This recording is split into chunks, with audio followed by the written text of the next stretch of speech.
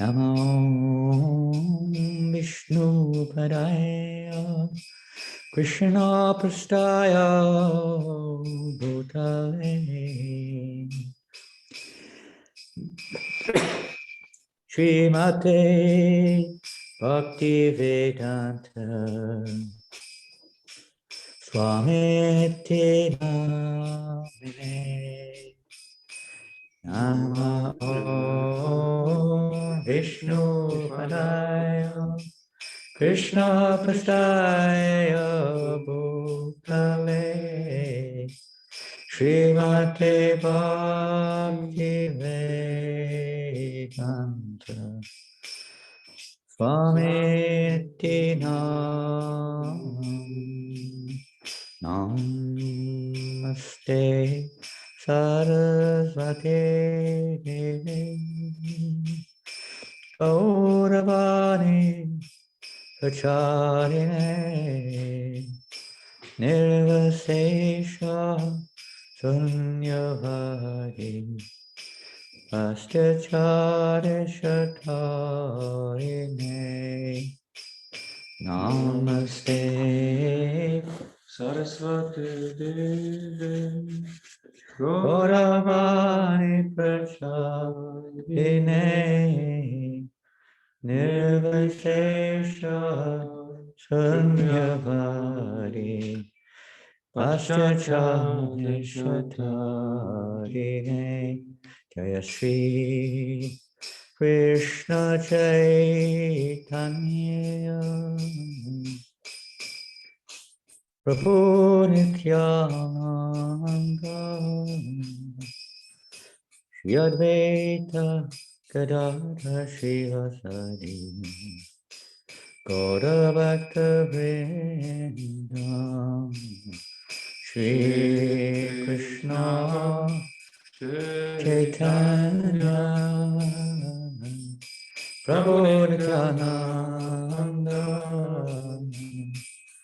Shri Advaita Gadadhara Srivasadi Gaura Bhakta Vrinda Hare Krishna Hare Krishna Krishna Krishna Hare Hare Hare Rama Hare Rama Rama Rama Hare Hare Hare Krishna Hare Krishna Krishna Krishna Hare Hare Hare Rama Hare Rama Rama Rama Hare Krishna Hare Krishna Krishna Krishna Hare Hare Hare Rama Hare Rama Rama Rama Hare Hare Hare Krishna Hare Krishna Krishna Krishna Hare Hare Hare Rama Rama Rama Rama Hare Hare Hare Krishna Hare Krishna Krishna Krishna Hare Hare Hare Rama Hare Rama Rama Rama Hare Hare Hare Krishna Hare Krishna Krishna Krishna Hare Hare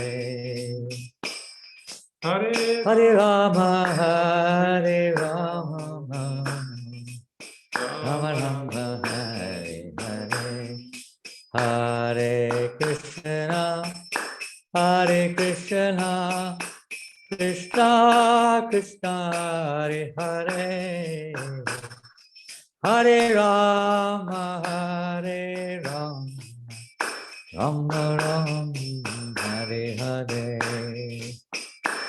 Hare Krishna Krishna Krishna Hare Hare Hare Rama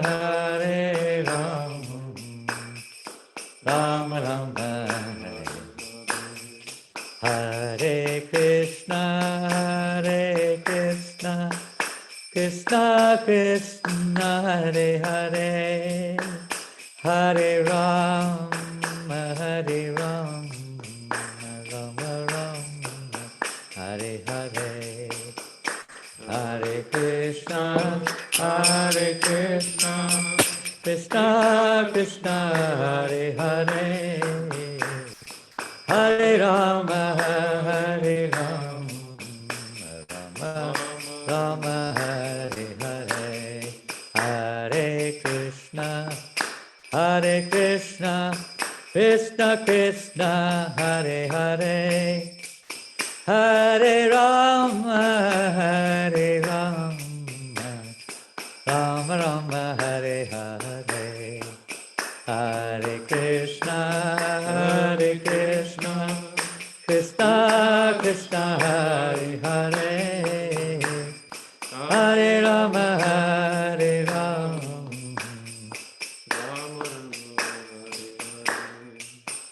Krishna Krishna Krishna Hare Hare Hare Rama Rama Rama Hare Hare Hare Krishna Krishna Krishna Hare Hare Hare Rama Rama Rama Hare Hare Krishna Krishna Krishna Hare Hare Hare Rama Rama Rama Hare Hare Hare Krishna Krishna Krishna Hare Hare Hare Rama Rama Rama Hare Hare Hare Krishna Krishna Krishna Hare Hare Hare Rama Rama Rama Hare Hare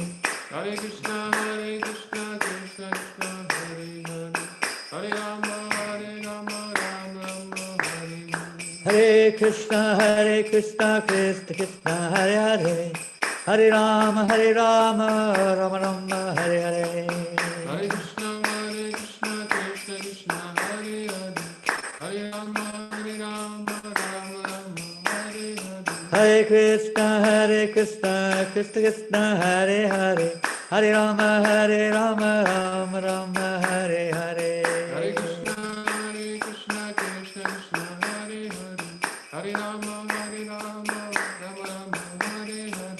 Hare Krishna Krishna Hare Hare Hare Rama Rama Rama Hare Hare Hare Krishna Krishna Hare Hare Hare Rama Rama Hare Jaya Radha Madhava Kunja Bihari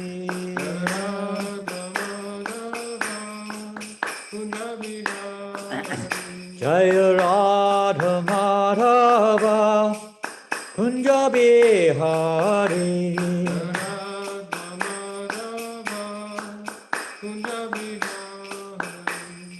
Gopi Jana Vallabha Girivaradhari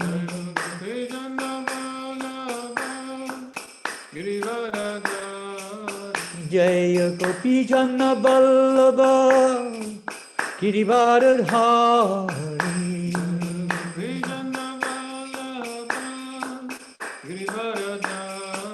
Yasodanandana Prajajana Ranjana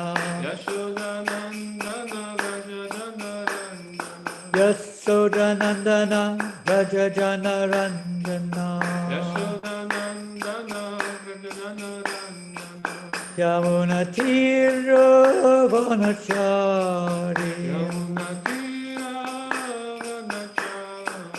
Yamuna Tira Vanachari Jaya Radha Madhava Kunja Bihari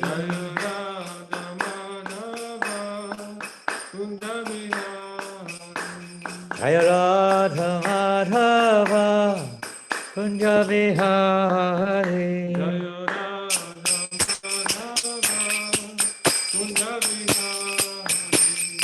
Gopi Chanda Vallabha Giridhari.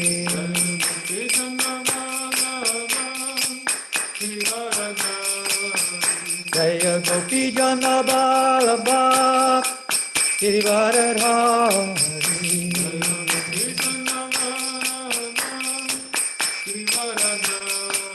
Yasodanandana Braja Janananda. Yasodanandana Braja Janananda. Yamuna Tiro Vanachari. Yamuna Tira Vanachari. Jaya Radha Madhava Kunja Vihari.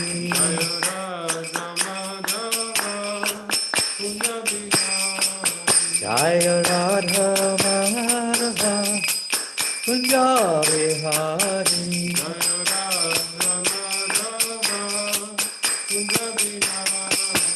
Jaya Radha Madhava Kunja Vihari.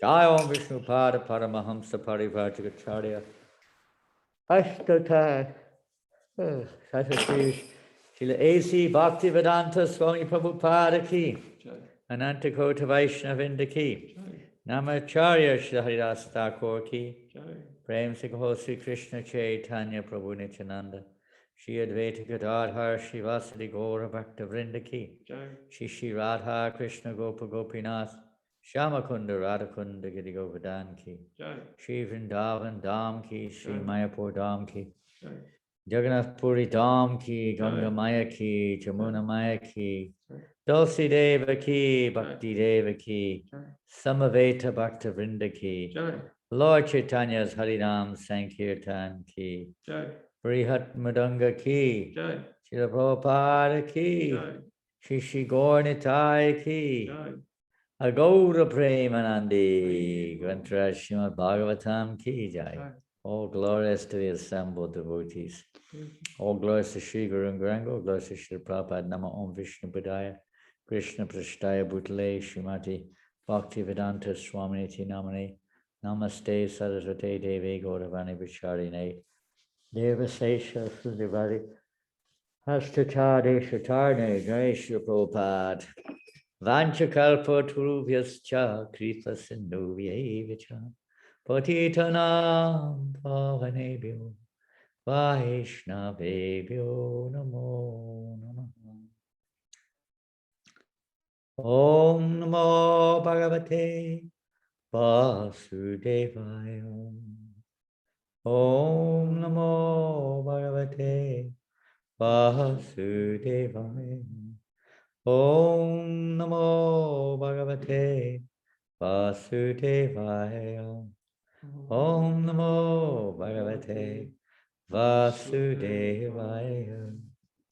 Hare Krishna. So good morning, everyone. I didn't get my iris. We hope you're all in good health and happy. And I'm pleased to say here in New Mayapur in France, all the devotees have recovered from their mild bout of COVID. It was not very severe. It was like a nasty flu. But I think everyone's recovered now, and we're kind of more or less back to normal. And the lockdown is ending tomorrow, actually, in France. So perhaps then things will get a little bit more into gear. Let us see. So wherever you are, please, we wish you all the very best and safe health so that you can practice devotional service and without more than enough interference. So today I thought we could go back to the Bhagavatam. We haven't been, most of the last month or two has been festivals, events, special occasions. So today I think we just delve into the Srimad Bhagavatam.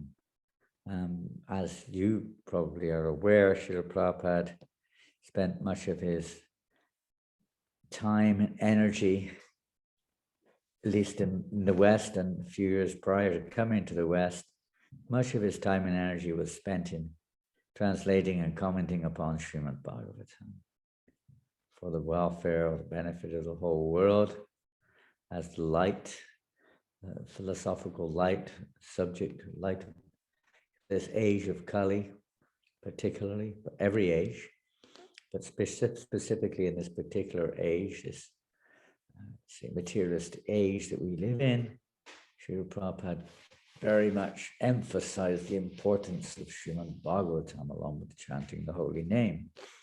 And this affords the living entities unknown to them, it affords them a chance to associate with Krishna, because it is by association that our concepts are molded, our attachments are developed, our likes and dislikes, our desires, and consequently our karma also.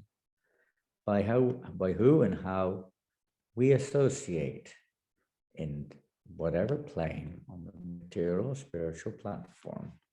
So association with the holy name, association with the Srimad Bhagavatam, which Prabhupada himself, as it's described there in the first canto also, how one can see Krishna in the pages of Srimad Bhagavatam. Of course, that refers to one who has heard the Srimad Bhagavatam perfectly from the right source. But in principle, that's the special, you could say, nature of Srimad Bhagavatam, that Krishna is personally present. And the pure devotee's role is to try to reveal Krishna's presence to us. So Srila Prabhupada spent so much energy on trying to give the world Srimad Bhagavatam so that we could associate and hear. And because it's coming through the media of a pure devotee, that transcendental subject matter becomes accessible. Otherwise, it remains a mystery, maybe an interesting mystery, but a mystery nonetheless. But when we hear from a pure devotee, the words spoken, in this case of Srimad Bhagavatam, 5,000 or more years ago, in different places, but let's say the forest of Naimisharanya, something maybe 5,000 years ago or something. And that's a long span of time. And the nature of human life, the nature of conditional life is that things are changed. So we know for sure that that risk is always there.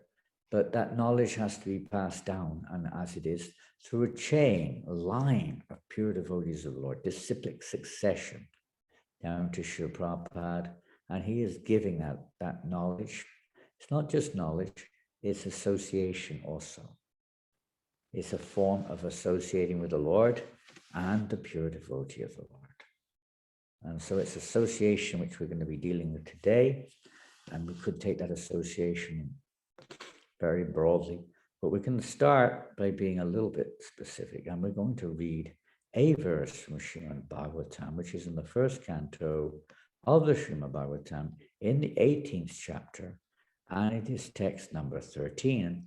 I hope that Rasikananda got my message this morning or this evening or whatever time it is where you are, requesting that we share this verse on the screen, 1:18:13, and I think it's now just now coming. Here it is.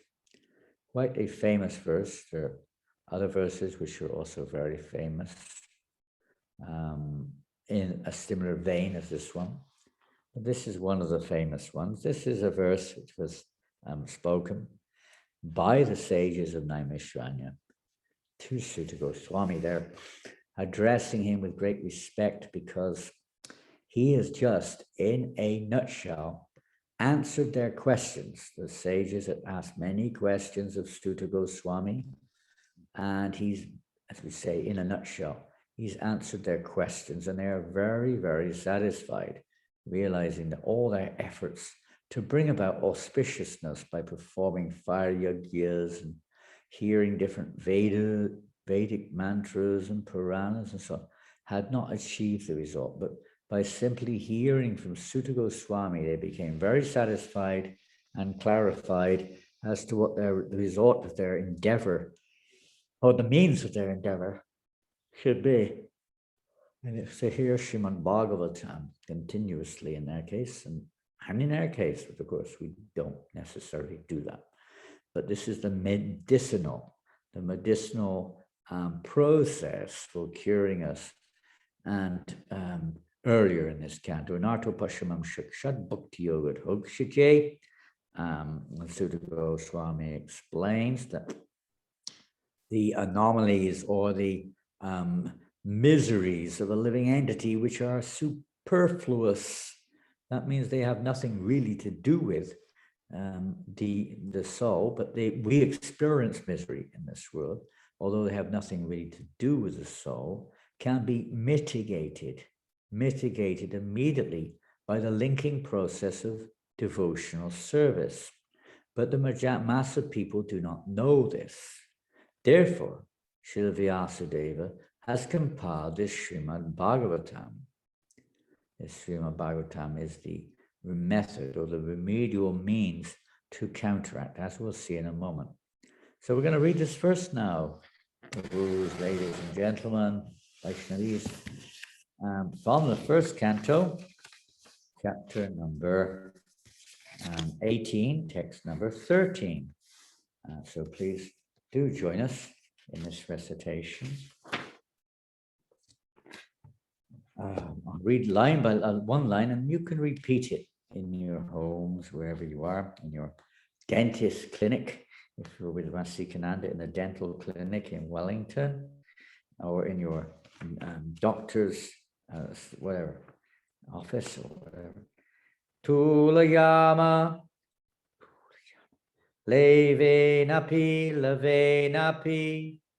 na swagang, napunar, bhavam, bhagavat, sangi, sangasya, matyanam, kim, utashishaha. And I'll read through the word for word, some nice words here. Tuliyama, nice word. Tuliyama, to be balanced with. Lavena, by a moment. And we'll hear more about that in a minute. Lavena, by a moment. Api, even. Na, never. Svargam, heavenly planets. Na, neither. Apuna bhavam, liberation from matter.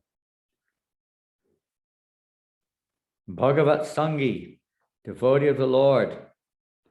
Sangasya, of the association. Martyanam, those who are meant for death. Kim, what is there? Uta, to speak of. Ashishaha, worthy benediction. Translation and purport by Srila Prabhupada. The value of a moment's association with the devotee of the Lord cannot even be compared to the attainment of heavenly planets or liberation from matter, and what to speak of worthy benedictions in the form of material prosperity, which is for those who are meant for death. Unknown. This subject matter is almost completely unknown to the majority of the world's population, who have no idea of the value of the association of a devotee, even if they're on the religious path, practically speaking, not much. What to speak of thinking that those who are aspiring for material prosperity or some kind of sense enjoyment are, these are activities meant for those who are meant to die, those on the path of death, marchanam. I'll read the purport. When there are some particular similar points, it is possible to compare one thing to another. One cannot compare, however, the association of a pure devotee to anything material. Men who are addicted to material happiness aspire to reach the heavenly planets like the moon, Venus, Indraloka, etc. And we know recently there's been endeavors to go to Mars. So here Prabhupada said they're addicted to material happiness and they like to go here and there. And those who are advanced in material philosophical speculation aspire after liberation from all material bondage. So there's two kinds of aspirants. One is aspiring to try to either enjoy or conquer or to expand the material world. And the other is one who's trying to get completely free of it. But two types of, let's say, attached souls. When one becomes frustrated in all kinds of material advancement, one desires the opposite type of liberation, which is called apurnabhava. One desires with no rebirth. But the pure devotee of the Lord do not aspire after the happiness obtained in the heavenly kingdom, nor do they aspire after liberation from material bondage. They don't desire this. In other words, for the pure devotees of the Lord, the material pleasures obtainable in the heavenly planets are like phantasmagoria, illusion, not something you can get. Phantasmagoria. And because they are already liberated from all material conceptions of pleasure and distress, they are factually, they are factually liberated even in the material world. And there's a famous verse in this regard. We'll read it later. This means that the pure devotees of the Lord are engaged in a transcendental existence, namely, in a loving service of the Lord, both in the material world and in the spiritual world. As a government servant is always the same, either in the office or at home or at any place, so a devotee has nothing to do with anything material, for he is exclusively engaged in the transcendental service of the Lord. Since he has nothing to do with anything material, what pleasure can he derive from material benedictions like kingship or other overlordships, which are finished quickly with the end of the body? Devotional service is eternal, and it has no end because it is spiritual. Therefore, since the assets of a pure devotee are completely different from material assets, there is no comparison between the two. Suda Goswami was a pure devotee of the Lord, and therefore his association with the rishis in the Naimisharanya is unique. In the material world, association with gross materialists is veritably condemned.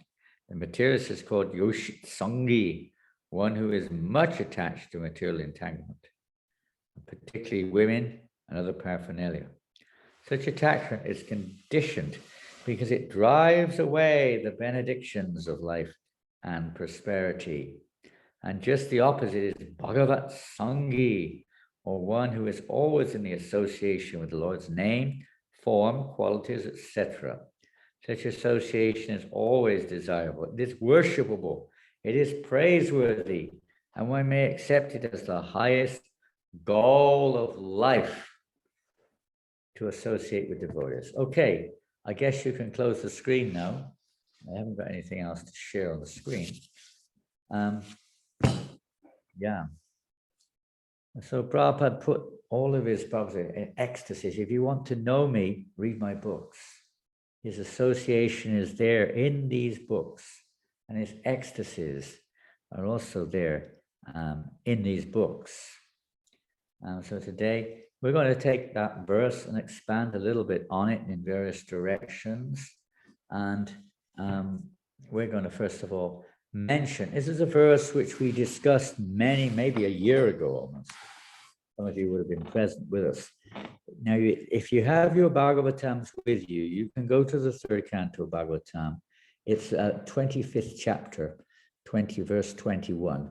And I'm going to just mention a few points from these verses. It's a series of verses spoken by Lord Kapila Dev to his mother, Devahuti, who was very, very serious about how to find the solutions to material struggles in this world. What is the answer? And we know that most people's answer is a material one. some kind of adjustment of the material world around us. Or maybe an adjustment of our way we see things. But no answer, real answer is there. So he's giving, Kapila Dev is giving now to his mother, who's inquiring from him, just like a disciple, what is the answer to this? And in the beginning of his instructions, foundation must be there. So these are foundational verses. So in the 21st verse states, Prasangam ajaram pasham atmana kavayo viduhu saiva sadhu shukrito mokshadwaram pavritam. Yes. In the translation of this verse, every learned man knows very well that attachment for the material is the greatest entanglement of the spirit soul. But that same attachment, when applied to the self-realized devotees, opens the door of liberation. Every learned man knows very well that attachment for the material is the greatest entanglement of the spirit soul. But that same attachment, when applied to the self-realized devotees, opens the door of liberation. So if you have, if you have the Bhagavatam, you can look yourself, 3rd canto, chapter 25, text number 21 onwards. And we'll be moving to other verses in between. We're going to be hearing a little bit from Srila Prabhupada and a few comments. This is a very important verse which Srila Prabhupada regularly refers to. It is a key verse in spiritual life, the association of any association, because this verse says associating with the material world or of materialistic persons is the greatest entanglement. And when that same attachment is applied to self-realized devotees, the door of liberation is opened, freedom. Not that we want liberation, but that's automatic path. There are different kinds of transcendentalists, some are impersonalists, some are personalist or Vaishnava, but in both cases their endeavor includes liberation or freedom from bondage in the material world, freedom from the effects of the 3 modes of nature. And Srila Prabhupada mentions in his purport that attachment cannot be killed. We may hear in various statements, and maybe in other yoga societies or spiritual paths, we may hear that, one has to give up attachment. Give it up. And this binding you. Well, yes, materially speaking, but it's not possible for the soul to be free of attachment. Prabhupada says it cannot be killed. It's just a matter of what we're attached to. Everyone's attached to something, their body, family, wealth, cats and dogs, country, their health, everyone's attached to something. It's just a matter of what. So the idea is, or the understanding is, that our attachment be transferred to the self-realized souls. Because if we can do that, and that means our instructions and our teachings, etc., if we can do that, then we can become free to the bondage in this material world. Otherwise, there's a real battle. The impersonalists, really speaking, it's more or less like that they have to just detach themselves from matter. But attach themselves to what? Just the idea of merging into the Brahman. But there's no personal object to become attached. That's why they often worship deities in the interim stage or the preliminary stage. They worship deities. They hear the Bhagavatam because to them it's also attractive. Although their purpose of doing it is different, nonetheless, the subject matter to them is also more attractive than material subject matter, at least it should be. Prabhupada also says in that purport, consciousness, therefore, is the platform of attachment. This attachment takes place on our consciousness. And the attachment simply, he says, simply has to be transferred from matter to spirit. So it sounds simple. And then Prabhupada goes on, desirelessness is not possible for a living entity. We can't be without desire. Prabhupada said, we'll be dead, like a dead man, if we have no desire, no attachment. It's like a dead man. But every devotee, every person, has desire in this material world, something. Desire for liberation, desire for going to heaven, desire for some material sense gratification of some kind. Everyone's got some desires. Can't do it. Wait. A living entity, Prabhupada says, by constitution has the propensity to be attached to something. And Prabhupada goes on to discuss how the living entity who doesn't, they all look, we may be attached to a cat, a dog, a budgerigar. It could be anything, because we attach to our house, attached to so many things within the house. We tend to get very attached to all these temporary objects, which can't really help us in the big picture. We have to leave them behind when we go, or even during our lifetime. And we become very attached to them. We see little children, when they have a toy or something they consider to be like a toy, they become very attached, and they fight like anything not to let go of it. Someone tries to take it away, they're very attached. This is an example in the material world. A person can be so attached even to their dog becomes more dear to them practically than their family sometimes, even their own life almost. Attachment, we can't be without attachment. It cannot be killed. It is not to be, you cannot stop attachment. We may be attached to the process of being not attached, but attachment is unavoidable. And there's nothing wrong with attachment. Attachment is meant, our constitutional position is to be connected to Krishna, or attached to Krishna. We're his part and parcels. What's that verse? Mami Vanksha Jiva Loke Jiva Bhuta Sanatana. We're all part and parcels of Krishna. It is natural the part wants to be attached to the whole. So this is the transformation of our attachment, and thus evoking a change in our consciousness, which we perceive, the soul perceives and experiences the effects on the plane of consciousness. So the change in the heart, sometimes Prabhupada says change of heart, is evoked by association with materialistic people or with spiritualistic persons, whatever it may be. But it affects our consciousness, affects everything. The association is so important. A living entity by constitution has the propensity to be attached to something. It's their constitutional nature. You can't take it away. One may cover it, deny it, or whatever, but constitutionally, the nature of the soul is to be attached to something, whether it's to the extent of love, but no, to be attached, at least to be attached to something. In this world, whatever it is, but attached to something. Lord Chaitanya, in regards to this, the idea is that we become more attached to devotees of the Lord.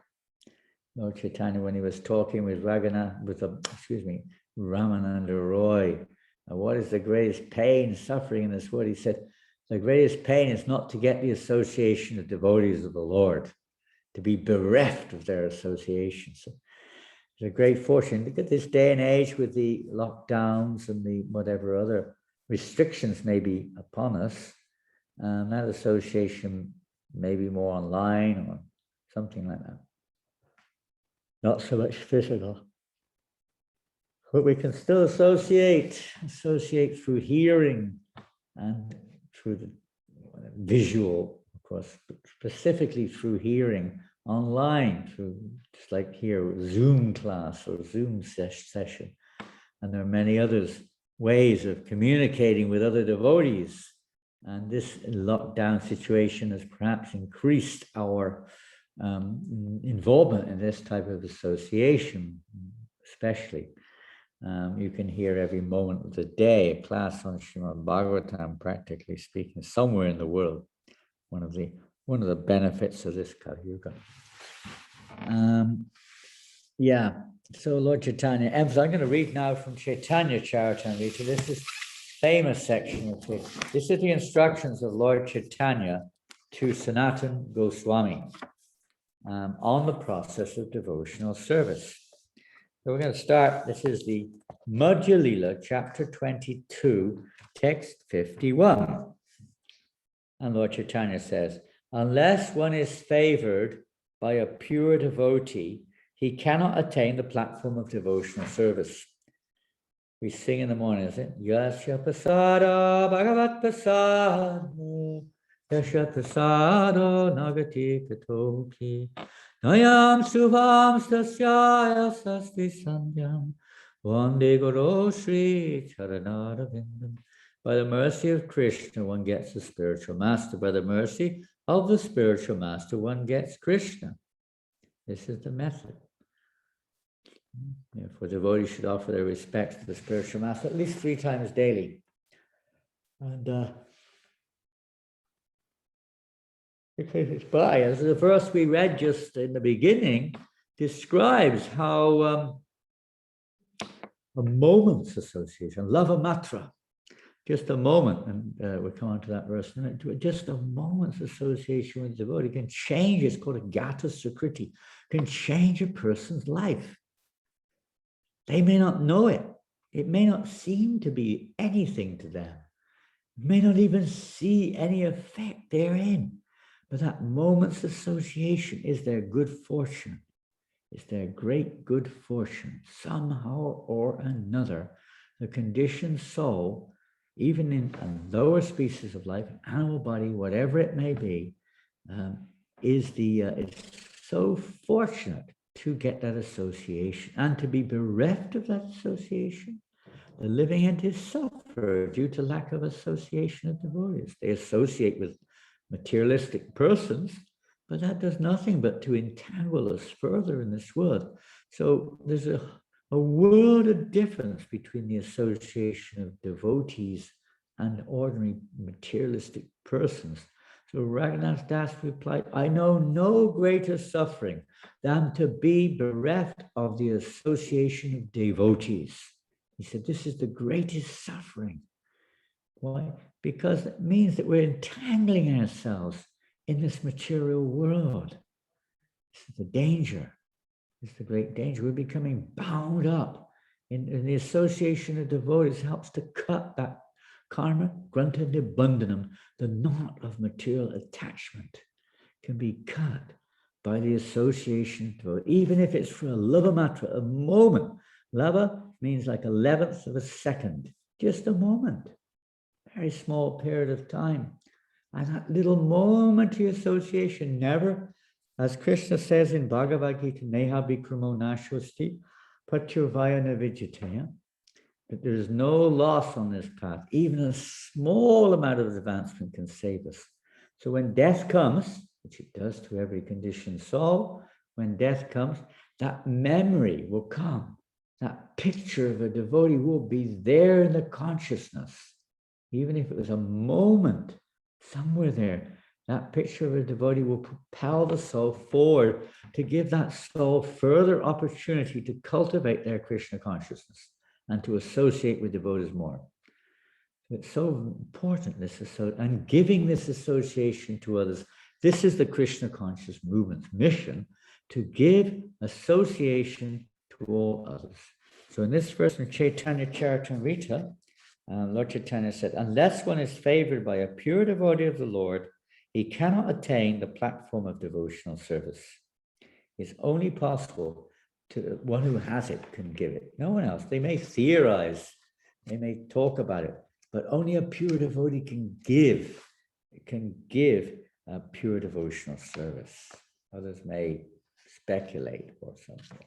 But a pure devotee alone can give the opportunity to awaken. Brahmanda Brahmite Kom Bhagavan Jeev Guru Krishna Prasadi Pai Bhakti Lata Bij. Famous verse.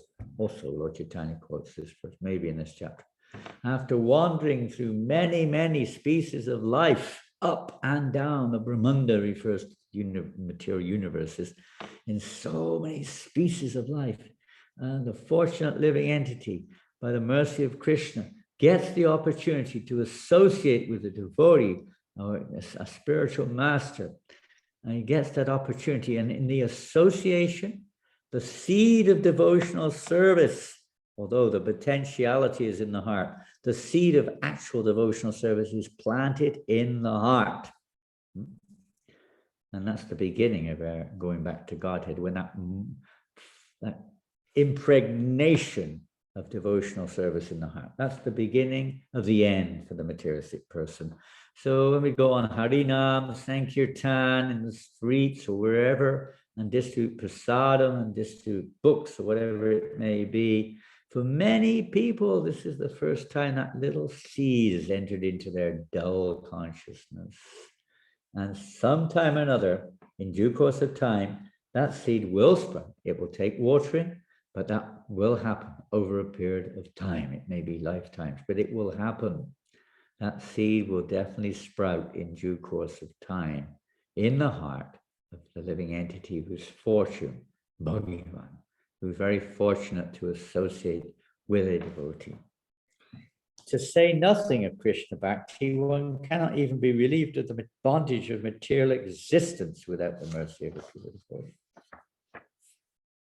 And the next verse, text 52, Lord Chaitanya says, O King Rahugana, taking upon one's head the dust from the lotus feet of a pure devotee, one cannot attain without taking upon one's head the dust from the lotus feet of a pure devotee, one cannot attain devotional service. Devotional service is not possible to attain simply by undergoing severe austerities and penances, nor by gorgeously worshipping the deity, or by strictly following the rules and regulations of the sannyas or grihastha order, nor by studying the Vedas, submerging oneself in water, or exposing oneself to fire or scorching sunlight. In other words, by no other means.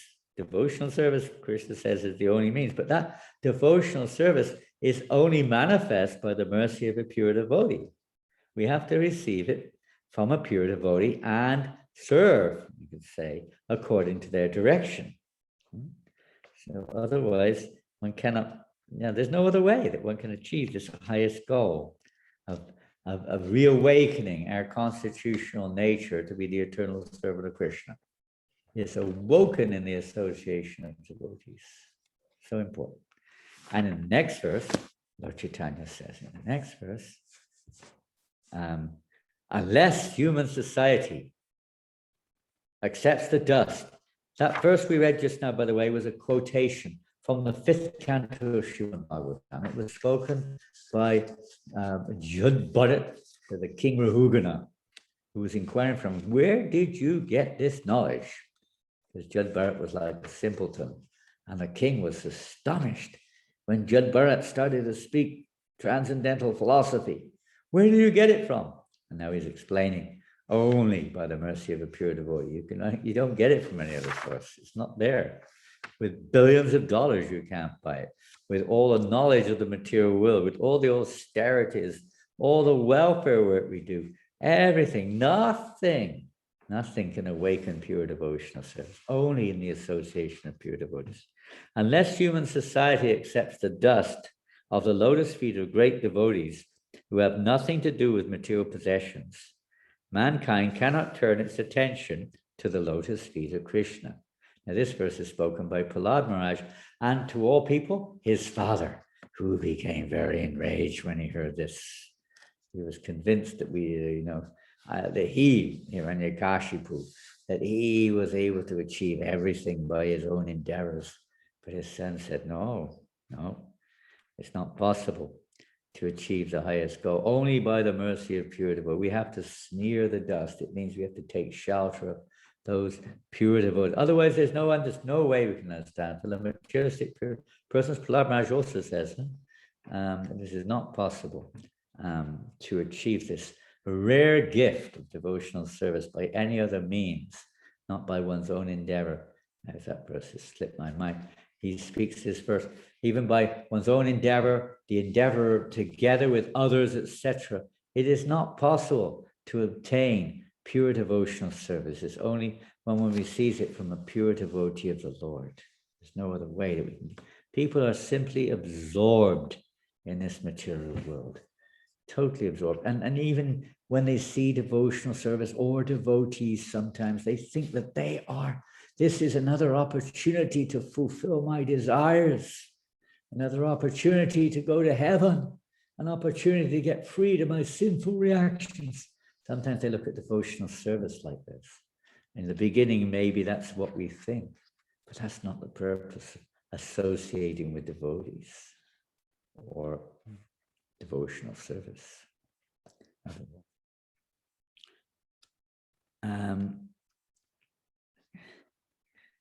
Those lotus feet of the devotees vanquish all the unwanted, miserable conditions of material life. Lotus feet, because the pure devotees they're not part of this material world. They're transcendental. They come into this world, but they're not of it. They're not of it, as Jesus Christ said to you, maybe in it, but not of it. The pure devotees. They come in this world to give their association. And that association is to awaken within us detachment to Krishna. The next verse, the verse we just heard about, Sadhu Sangha, Sarva Shastri Kai, Lava Matra, Sadhu Sangha, Sarva Siddhi Hai. The verdict of all the revealed scriptures is that by even a moment's association with a pure devotee, one can attain all success. Because the seed is planted there. Otherwise, one's life is full of karma beej or moksha beej or jnana beej, different other kinds of seeds, which will grow in this life and the next life, completely entangling us. We become like in a jungle of material objects and material desires and material associations, like being in a complicated jungle. And that little seed of bhakti, when it's planted, will gradually transform, and eventually the jungle will be dissipated.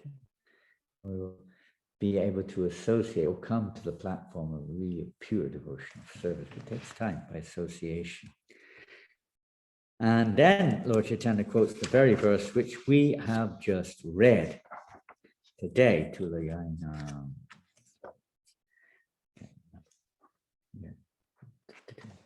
And then a little later on in that chapter, Lord Chaitanya, on text 75, continues this subject matter with Sanatana Goswami. And he says, a Vaishnava is one who has developed all good transcendental qualities.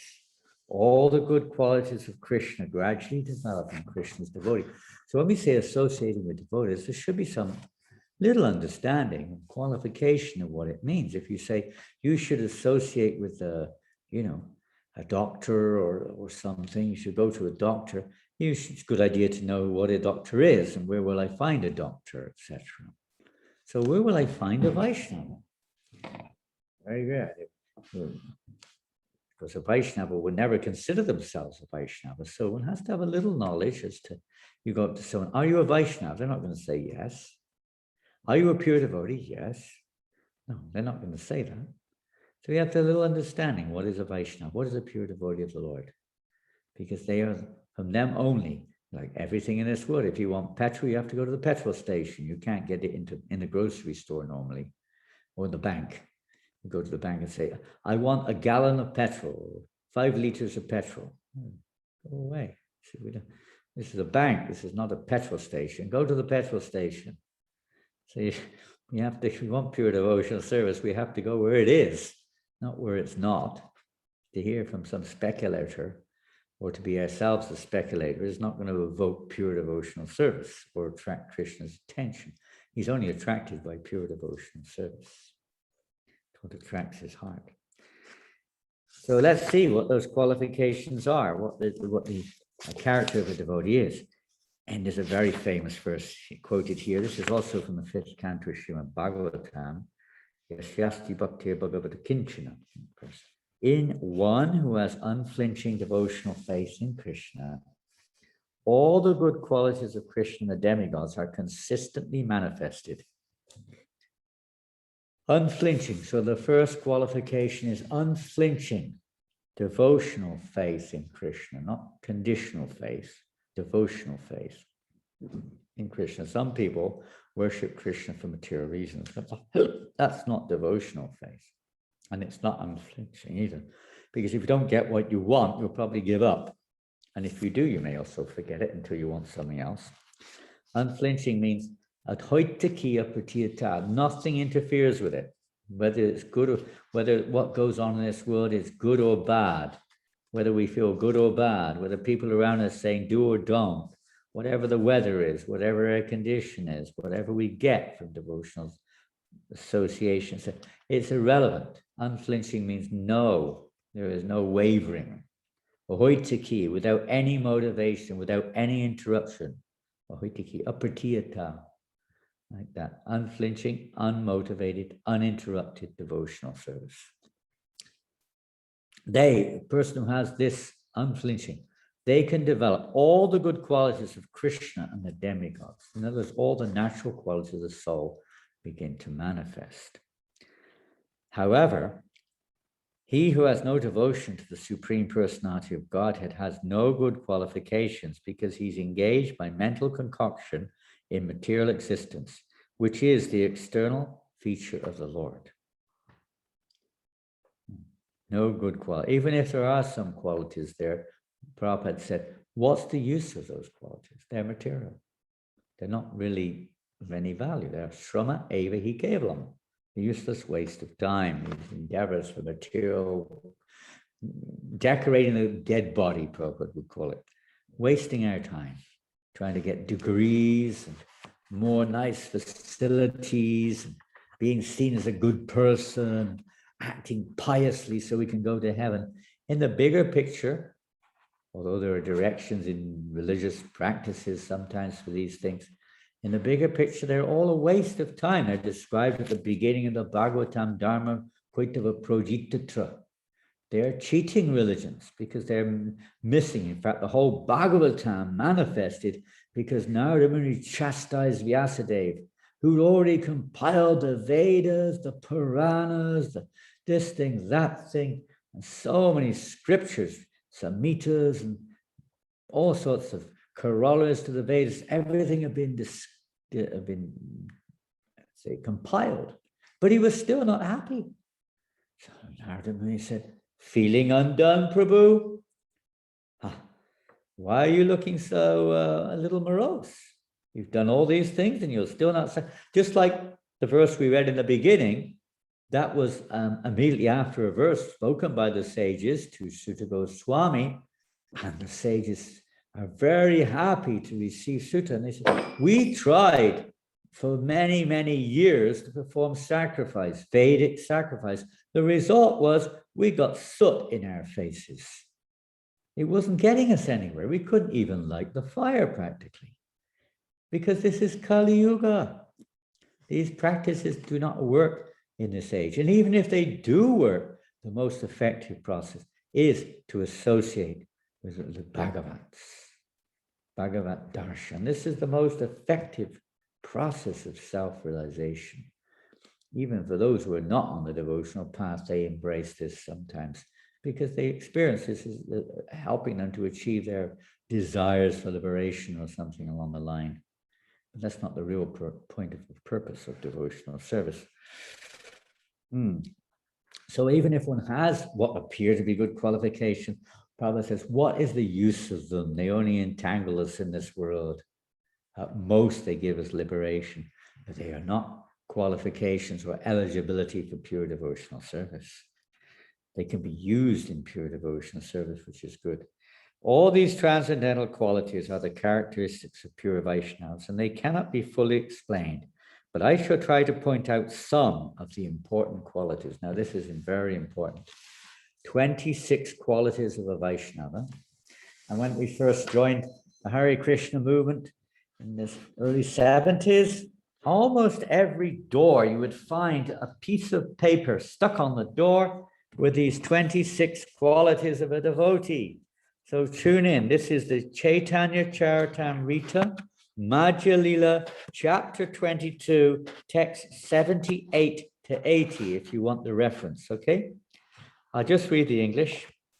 Devotees are always merciful, humble, equal to all, faultless, magnanimous, mild, and clean. They are without material possessions. Doesn't say they're without possessions, they're without material. Material possessions means we are using it for our own sense gratification. If you use the car for Krishna, it's not a material possession. It's an item of devotional service. Same with one's family, one's home, everything. Money, whatever it is, talents, everything. And they perform welfare work for everyone because they remind others of Krishna. This is the greatest welfare work, spreading Krishna consciousness to others. Krishna himself says there's no greater than one who preaches this message. They are indifferent to material acquisitions and are fixed in devotional service. And they're not, if it comes, it comes. If it doesn't, it doesn't. They're not depending on it because they're fixed in Krishna consciousness. They completely control the 6 bad qualities: lust, anger, greed, and so forth. They eat only as much as required. Oh dear. Sometimes perhaps we think we eat more than required, but Prabhupada qualifies it. There's different levels, and obviously as one advances, one will not eat more than required, even from the quantitative point of view. But Prabhupada emphasizes more the qualitative aspect in the beginning, that we only honor prasadam. We will not eat anything unless it is offered to Krishna. This is the qualification, at least in all stages, of course. But in the beginning, even if we do eat a little bit too much in quantity, at least if it's offered to Krishna, then still it is in the realm of devotional service. It's just that we're not very mature. And they are not inebriated, not intoxicated, not just with liquor or drugs or something, but with the material world. People are intoxicated with so many things in this world, everything from politics to their hairstyle, no matter what it is, or the color of their, everything, what toothpaste they use. And so many addictions are there, not to speak of literal ones. So a devotee is not. He's not addicted to anything. He takes that which is favorable. If it's favorable, he'll accept it. They are respectful, grave, compassionate, and without false prestige. They are friendly, poetic, expert, and silent. So those are the 26 qualities of, and there are many, you could say, unlimited qualities, but these are the ones given by Lord Chaitanya. And 1 or 2 more verses. Here's from, I don't know which one. This is directly from Lord Chaitanya. The root cause of devotional service, to Lord Krishna is association with advanced devotees. Even when one's dormant love for Krishna awakens, association with devotees is still most essential. Now, this is one of them, another key verse. This is text 83 of chapter 22 of the Madhya Lila of the Chaitanya Charitamrita. If you want to look at it again or learn it or whatever you wish to do. Krishna Bhakti Janma Mula Haya Sadhu Sangha Krishna Prema Janme Tenho Purana Mukhya Anga.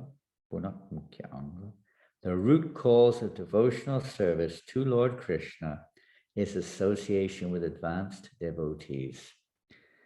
So just 2 things come to mind here. One is, I know it's wonderful to listen to bhajans of this one and that one, and listen to lectures of this one. They're all good, but most advanced devotees, listen to Srila Prabhupada's lectures.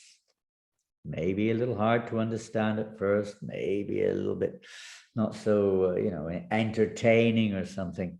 But this is the means of associating with an advanced devotee, at least in our present situation, to hear from a pure devotee. The words Srila Prabhupada describes, I can't remember exactly where, I think it's in the 4th canto of Bhagavatam, how the words of the pure devotee is describing how the Lord's lotus feet are just covered with saffron dust. And the words of the pure devotee it describes therein, because they're coming from Krishna, they emanate just like the Ganga emanates from the Lord's lotus feet. So do the words coming through a pure devotee. He's a media for Krishna's mercy. So from the lotus feet of Krishna into this world, those words come through the media of a pure devotee Lord, and said that they're saturated with the saffron dust of the Lord's lotus feet. And Srila Prabhupada says, even though materially speaking, they may not sound so eloquent or pleasing to the mundane ear, the words of a pure devotee are pure, they purify the heart. And that's what, we're not here just to entertain or enjoy our present conditional state. We're here to change our state, change our consciousness, change our perception. And that is evoked by hearing the transcendental sound vibration from the mouths of pure devotees of the Lord. This is the process of transformation. Yes. Even when one's dormant love for Krishna awakens, association with devotees is still most essential. It's not just most essential. One will only want it. One will truly relish that association. It's not just something we aspire for, or hope for, but it's truly relished amongst pure devotees of the Lord. And there is no question, now I have achieved the highest goal. So even on the transcendental platform, there is ever expanding devotional sentiments towards Krishna in the association of devotees. They are awoken or evoked. One or two more verses from Chaitanya Charitamrita here. O my Lord, O infallible person, supreme person, when a person wandering throughout the universe becomes eligible for liberation from material existence, he gets an opportunity to associate with the devotees. The Lord sends the devotee. When one is eligible, when we want pure devotional service, we want the truth, Krishna, just like he did with Dhruva, he sent Narada Muni. Dhruva was looking for God. He had the wrong motive, you could say, but nonetheless, he was determined, unflinching in his desire to attain his goal, and he was convinced only God could provide or satisfy my needs. So he was eager and keen, 5-year-old kid, so Krishna was kind of, you could say, especially merciful. But that determination, focus there. Then Krishna sends, when one is ready, his pure devotee. When he associates with devotees, his attraction for you is awakened. You are the supreme person, the highest goal of the supreme devotees and the Lord of the universe. So the pure devotees teach us the goal and the means to attain the goal, and they show us the means how to attain that goal by their personal examples. O devotees, O you who are free from all sins, let me inquire from you about that which is supremely auspicious for all living entities. Association with the pure devotee for even half a moment in this material world is the greatest treasure for human society. Greatest treasure, more valuable than millions and millions. It's like when Dhruva Maharaj achieved the objective of his tremendous austerities, and he had the darshan of Lord Vishnu, and he lost all attraction for everything else. He said, I came to you looking for broken pieces of glass, and now I've got the most valuable jewel. It has the association. I only want the opportunity to associate and serve your devotees lifetime after lifetime. This is the mood of a devotee. A Vaishnava should always avoid the association of ordinary people. Common people are very much materially attached, especially to women. Vaishnavas should also avoid the company of those who are not devotees of Lord Krishna. Prabhupada explains, actually it's explained in the commentaries of Vishwanath Chakravarti. Prabhupada also mentions it, but Vishwanath Chakravarti especially emphasizes this association. Of course, if you're in a woman's body, it may be favorable to associate with the man, but only if he's also a devotee, serious devotee. And but moreover than that, Vishwanath Chakravarti says, more dangerous than becoming entangled with the opposite sex is to be entangled with someone who is attached to sense gratification, is attached to sex life, or attached, if you're in a man's body, attached to women, in their association is even more dangerous. I guess because they'll preach to us or they'll try to influence us like anything. It's not just one's own mind becoming attracted, but they will be encouraging us, teaching us how to become more entangled. Very dangerous association to associate with materialistic persons. And the final verse from Chaitanya Charitamrita, which we will read, by associating with worldly people, one becomes devoid of truthfulness, cleanliness, mercy, gravity, spiritual intelligence, shyness, austerity, fame, forgiveness, and you just name it.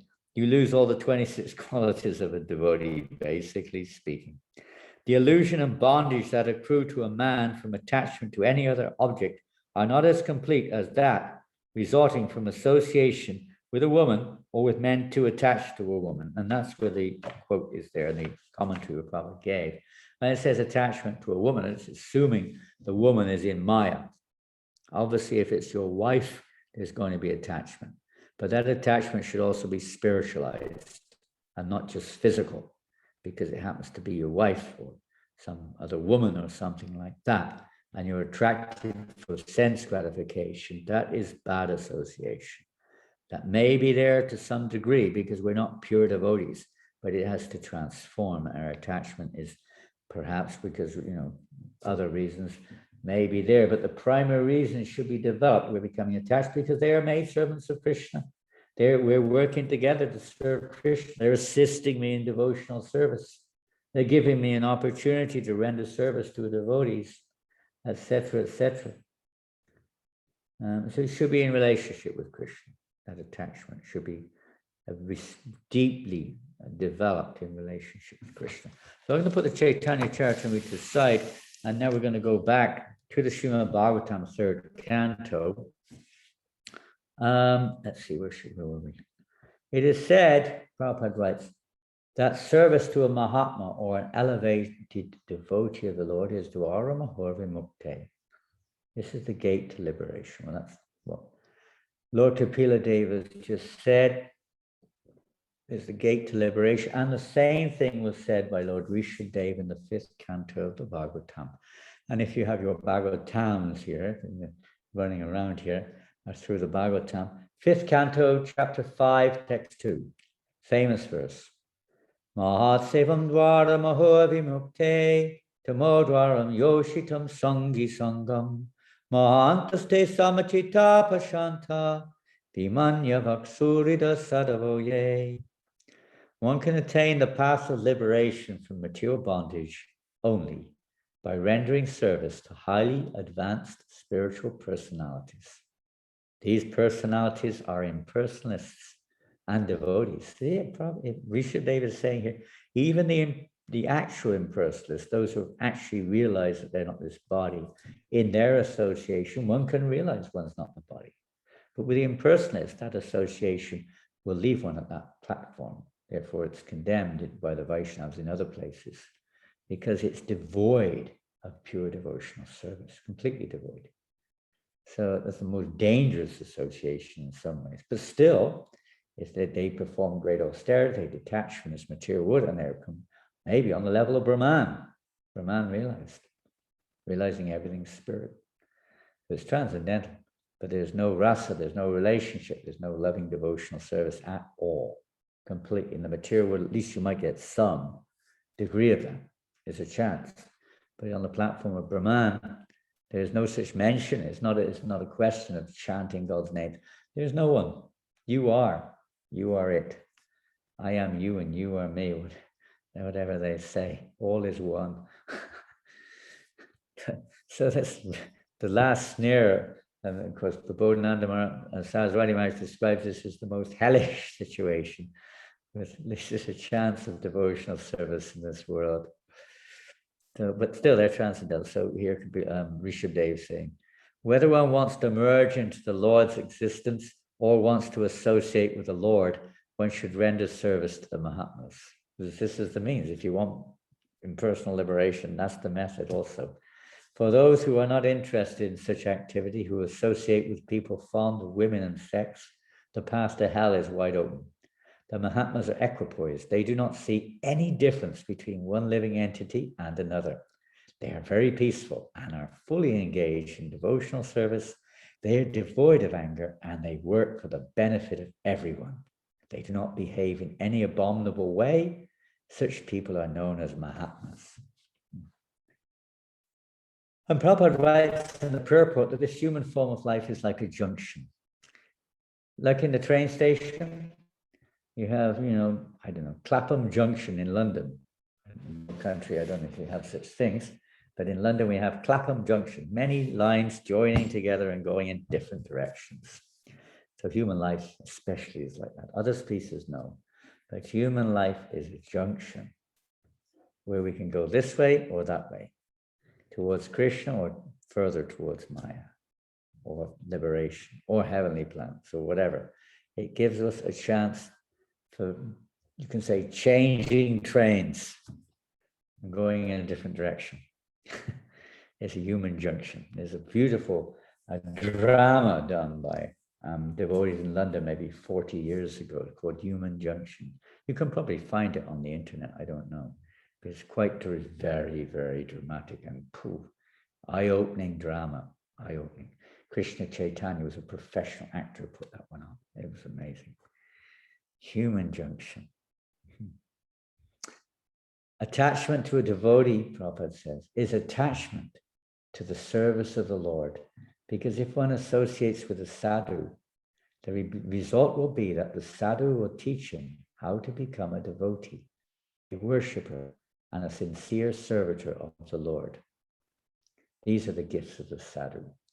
We don't go to a sadhu asking, please, can you give me something material?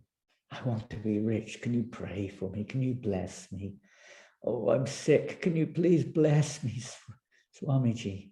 Oh, my son can't get a job. Swamiji, please bless him. Oh, my daughter, she can't get married. Please bless her. Oh, my mother is sick. Please bless her. Swamiji may, but that's not the real purpose of approaching the sadhu, as we see in this verse, or this statement by Prabhupada. The purpose of approaching a sadhu is quite different. Attachment is that if one associates with the sadhu, one can become attached to Krishna. And by becoming attached to Krishna, naturally, we don't have an inclination to be attached to temporary things, mundane things, entangling things. He teaches, Prabhupada says, he teaches how to become a devotee. As Prabhupada one time on a train journey in India, some Indian gentleman came into Prabhupada's compartment and said, Swamiji, please bless us, Swamiji. They were well-to-do, maybe businessmen or something. Common and pious, you could say. In India, respect is there. And Prabhupada said, yes, I bless you. And Prabhupada was in his train compartment, and there were 2 or 3 Western sannyasis with him. And he said, I bless you to become like them. Oh, no, please, Swamiji, that's not what we meant. We didn't mean that. And they weren't ready for it.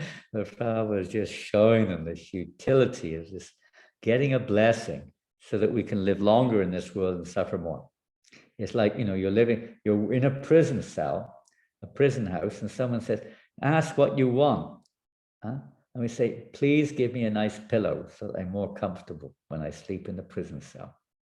Or please give me the strength to pick up this hammer while I smash the stones. It's not a very intelligent request. But that's how it is. People want material boons. But that's not of any ultimate value. It's useless, completely useless for the soul. Just entangling in karma.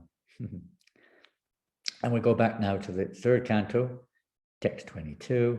Lord Kapila says, such a sadhu engages in staunch devotional service to the Lord without deviation.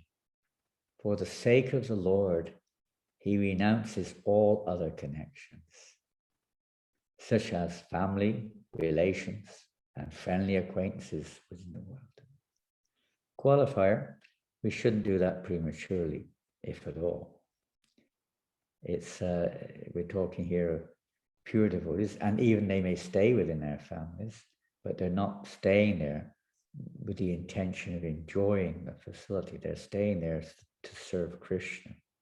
Lord Chaitanya left his family. Srila Prabhupada at a certain point also left his family. But we can't imitate such greatly advanced Vaishnavas or the Lord himself. In most cases, especially in Kali Yuga, this is not at all practical.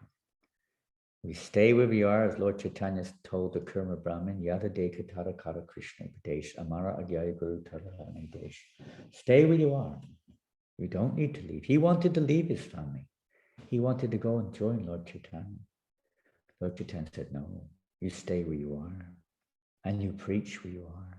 You study Shastra and you teach Shastra wherever you are.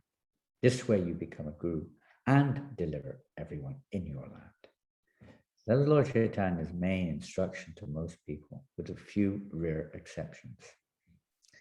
The next verse, Lord Kapila says, engage constantly in chanting and hearing about me, the Supreme Personality of Godhead. The sadhus do not suffer from material misery because they're always filled with thoughts of my pastimes and activities. There's two things there. They don't suffer because they don't identify. They don't identify themselves with the mind and body. And the second is they're completely absorbed. It's like even ourselves sometimes when we're completely absorbed in something, we forget that the misery is caused by something else which is going on. And it's a matter of absorption. So they're completely absorbed in Krishna, so almost oblivious to what's going on the material body platform. And their minds are fully absorbed in Krishna, so there's no question of sources of misery in the mental platform. Oh, my mother, the next verse, oh, virtuous lady, these are the qualities of great devotees who are free from all attachment. You must seek attachment to such holy men, for this counteracts the pernicious effects of material attachment. This is one beautiful verse, my favorite verse, where Lord Kapila Dev addresses his mother, oh, virtuous lady, these are the qualities of great devotees. So now you know what they are. They are free from all attachment, referring all attachment in this world. And you must seek attachment to such holy men, not those who want to satisfy or we think can satisfy our material desires, or just speak what we want them, entertain us. No, but those who can free us from our bondage in this world. We need that association. We're all suffering to some degree or another due to either illusory concepts of the truth or attachments to this material world, or being affected by anger and greed and lust and envy and so on, or just experiencing the, say, helplessness being tossed around by the modes of nature.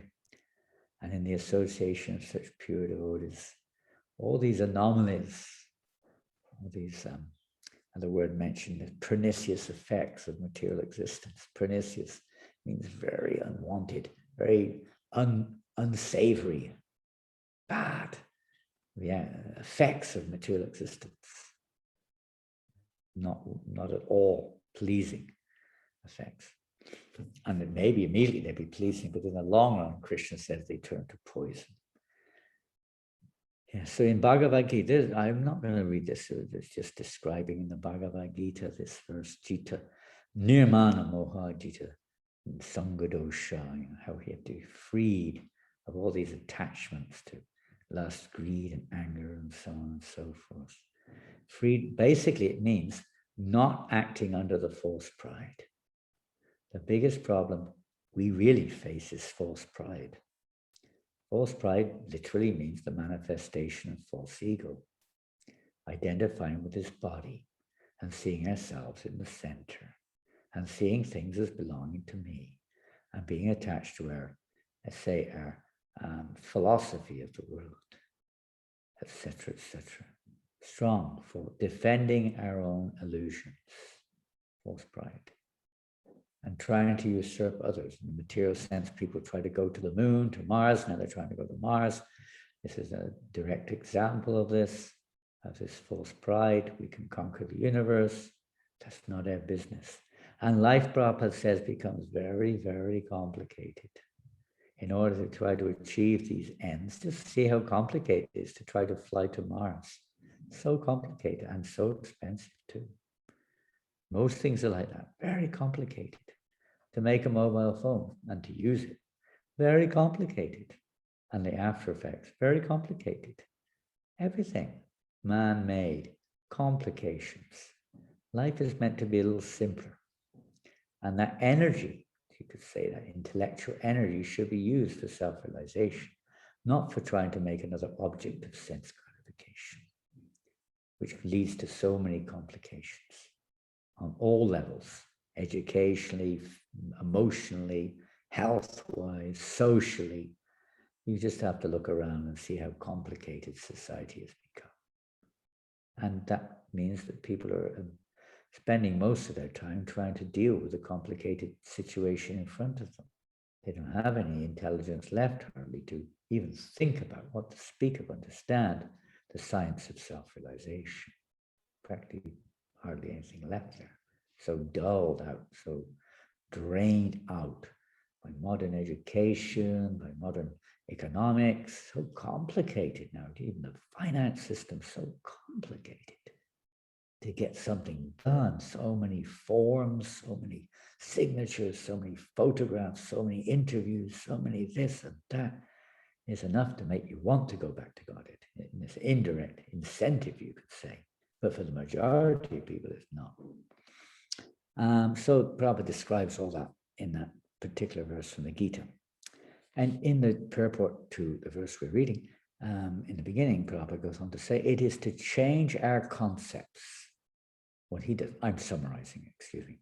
Change our concepts, not the external associates. Sometimes we look to the externals, adjust the world around us, change my wife, change my husband, change my place of work, change my country, change my clothes, my habits, my this, my that.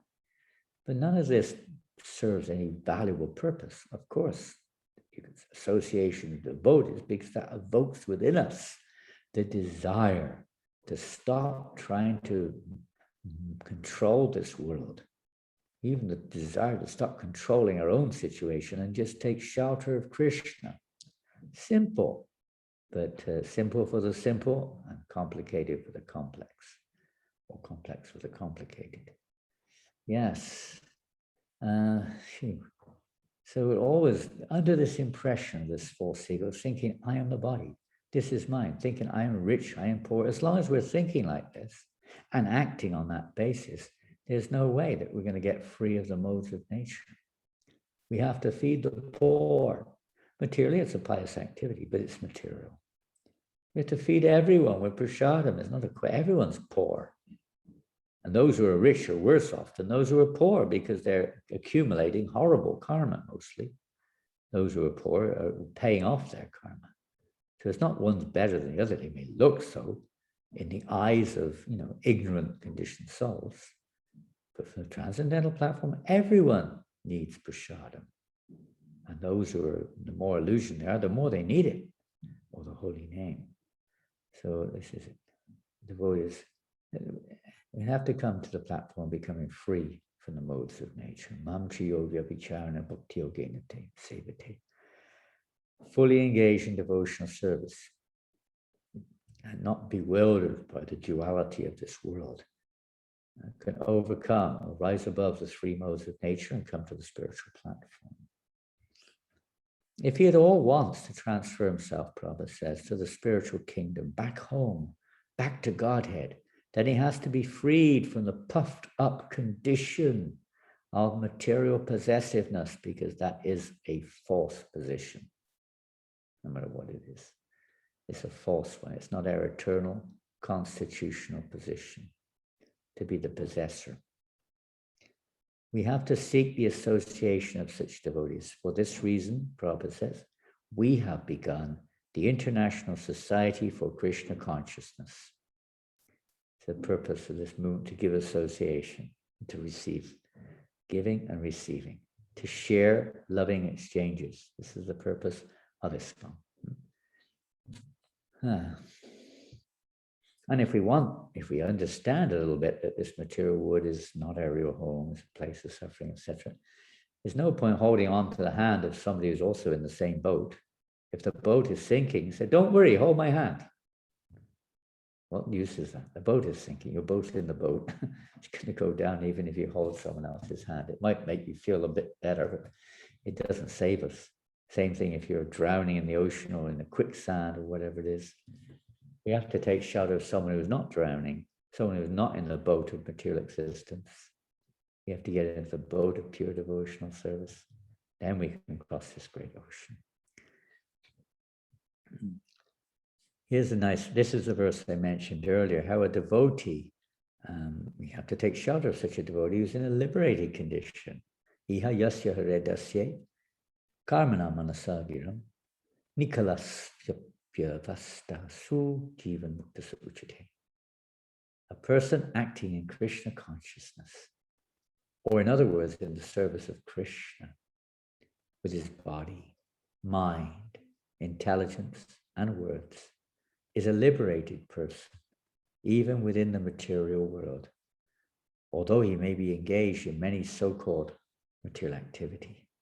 As we mentioned earlier, maybe a grihasta, maybe working, and so on, but he's actually liberated because his real intention is to serve Krishna. He's doing that as a duty, utilizing the fruits of that work in Krishna service too. So we consider liberated, already on the liberated platform. That verse, by the way, is from the Bhakti Rasamrita Sindhu.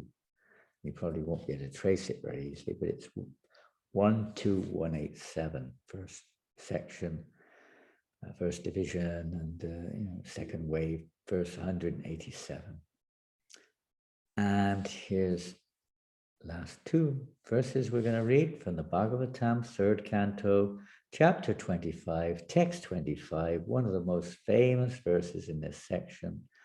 Satam vasangam mama virya samvido bhavanti vidkarna rasayana kata yajoshanarashvapavargavartmani shradharatir bhakti anukrameshyati. In the association of pure devotees, discussion of the pastimes and activities of the Supreme Personality of Godhead is very pleasing and satisfying to the ear and the heart.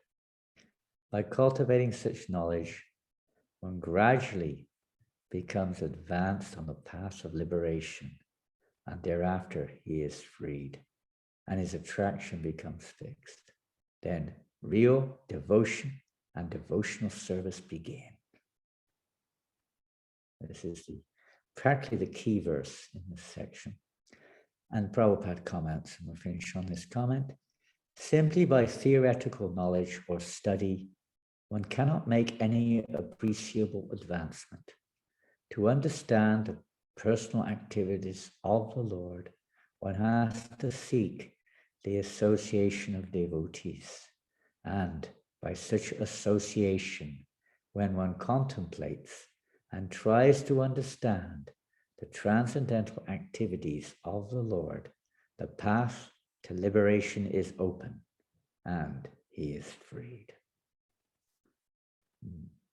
This is a little subject matter, a major subject matter, frankly the most important one. Devotional service develops in the association of devotees. Prabhupada said in one purport, those who think that they can become Krishna conscious by being aloof from the association of devotees are in a big hallucination. Our advancement in spiritual life rests on our association. And association isn't just physical, it's association within our heart as well. Remembering the instructions of the spiritual master, remembering the scripture, describing the philosophy and pastimes, etc., trying to live by it, etc., etc., putting aside the association of our past concepts and embracing the guidelines or the behavior, the life of pure devotees, taking a shelter, associating with them, remembering them, and so on. And this is the means to release us from this jungle, complicated mesh of material existence. So complicated. Very simple. Hearing in the association or from pure devotees, hearing submissively, trying to absorb it. Same thing with chanting the holy name, hearing submissively, trying to hear the sound of Krishna, Krishna, Hare, Hare, Hare Rama, Hare Rama, Rama, Rama, Hare, Hare. Srila Prabhupada ki jai. So with any questions, we will take any questions if there are any.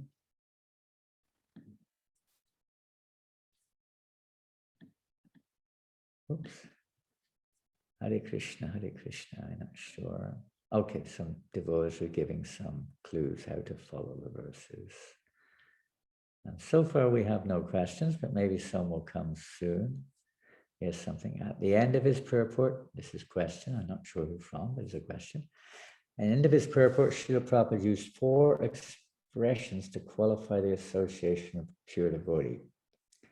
And here they are. Such association is always desirable. It is worshipable. It is praiseworthy. And one may accept it as the highest goal of life. Thank you. Beautiful. Very beautiful. Do you think that these expressions, desirable, worshipable, praiseworthy, and highest goal of life, represent our different levels of devotional service? Kanista, Madhyam, Uttama? Or they represent the step-by-step process as we can accept the fact and value the association of pure devotees? Well, generally speaking, in the beginning stage of Kanista, one doesn't really recognize a devotee at all. You know, it's like you may recognize the deity and pious activities and amongst many other things, chanting and festivals and things like that.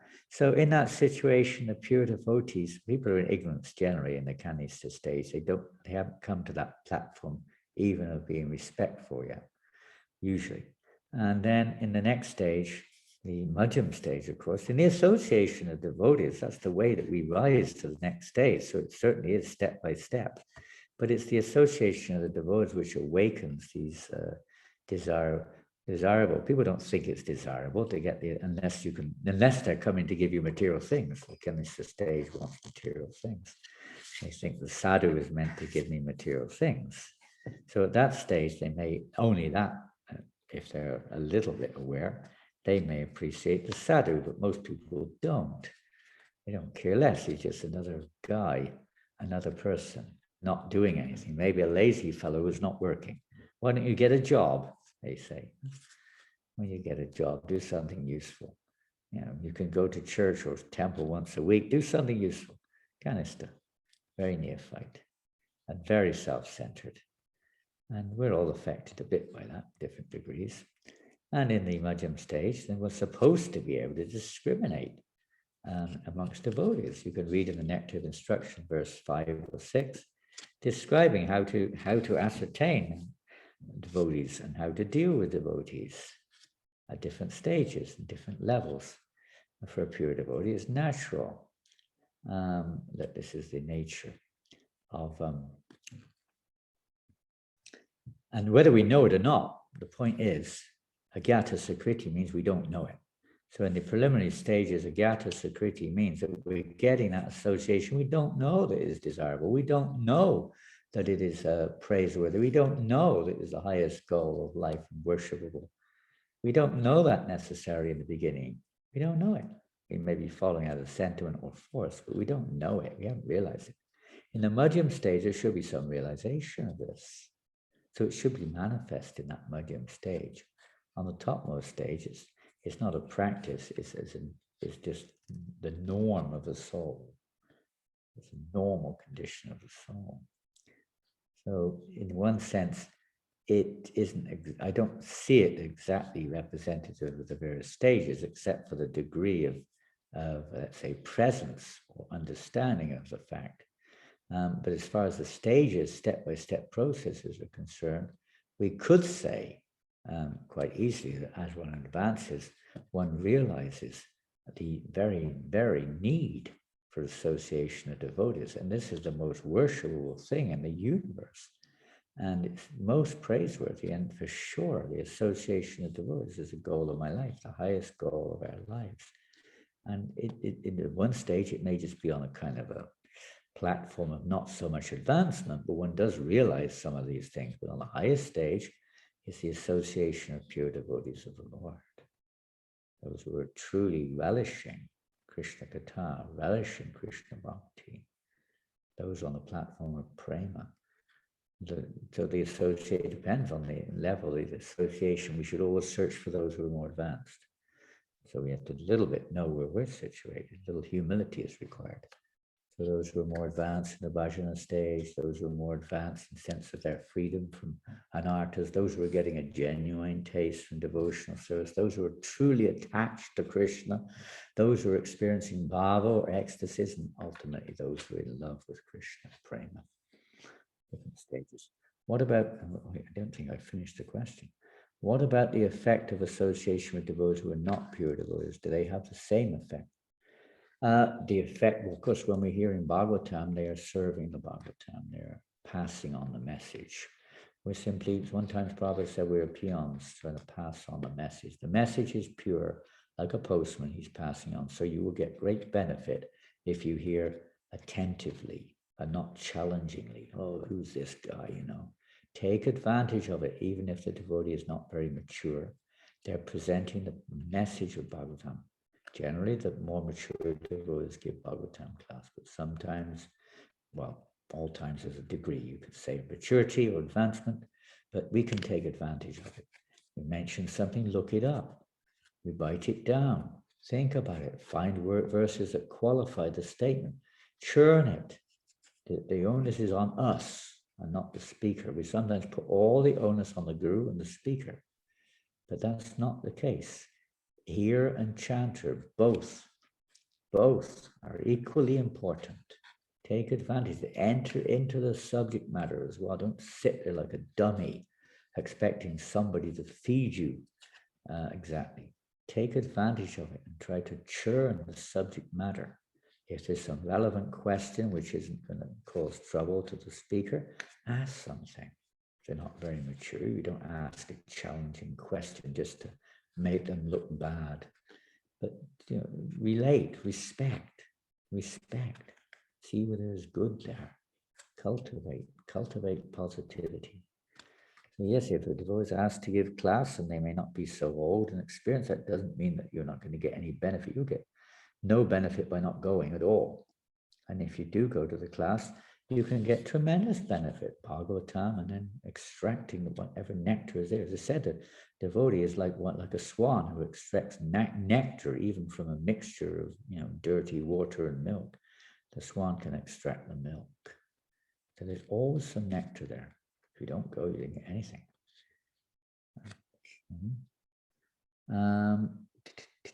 Sometimes it is difficult to see all beings act equally when it comes to the materialist. How to develop? Sorry for my ignorance. Nothing wrong, Sandini, with your English. It's first class. Thank you for that. Nice question. Well, Prabhupada one time was asked, equal vision. And someone was talking about, different philosophies and this and that. When Prabhupada said, I'm not that advanced, I cannot see. Our equal vision is that we try to preach Krishna consciousness to everyone, no matter what they are. Oh, even animals. We're not so advanced, Prabhupada said, to see, literally see. And as you say, sometimes materialistic people, it's hard to see them all on equal platform. We're not on that spiritual platform, but we try our best to preach. And we use discrimination if someone's not interested. Try not to get too upset by it. That will disturb our devotional efforts. Try not to be upset by it. They're under the modes of nature. At least that much we can see. Every living entity is under the modes of nature, which is under Krishna's direction. So don't get too upset. And just try to give Krishna consciousness as much as you can to anyone and everyone. So this is we're trying to make Krishna consciousness available to everyone. That's our equal vision. Somehow or another. They won't take it. That's their problem. But we try to make it available to everyone. So that's our equal vision. So don't try to conjure up some kind of picture of a super soul in everyone's heart or something and stand there meditating. Everyone's equally, and there they are, taking all your money and bashing you on the head or whatever it is, or doing something crazy. Different approach. Their stage, maybe on the Uttama Bhagavat stage, they may be able to see that every living entity is serving Krishna, but we're probably not on that platform. At most, we're trying to become Madhyamadikari. We're trying to, some discrimination there, avoiding those who are at the moment covered by atheism or gross materialism. Give them a chance, but don't try to waste time trying to enforce it. And mainly trying to share Krishna consciousness with people who are a little bit more innocent and associate with devotees as much as we can and worship the Lord. And for those who are totally neophyte, Kanishthadikaras is what to say. They're self-centered. They see themselves in the center and others as objects to satisfy my desire. And they should do what I think. And they should adjust things according to the way I see it, etc. There's a Kanistha stage. So we may be somewhere, Kanistha, Madhyam, somewhere in between, or whatever, one way or the other. Somewhere in between. So there's definitely going to be, we're not exactly going to see everyone equal like a pure devotee. That will come by realization. It doesn't come by theoretical application. The theoretical aspect, if you want to put it like that, is to take the direction of a pure devotee who does see the true equality of others and try to act according to their directional guidelines. And then we're assisting someone who does see things in truly equal way, in a sense, spiritually equal way, assisting them for spreading Krishna consciousness. That's our business. Thank you. What should I do if unknowingly I offend a devotee while dealing with them? What precautions I must take while serving seniors, especially they are very friendly? How not to take the association for granted? So very nice, thank you. Two sides to that.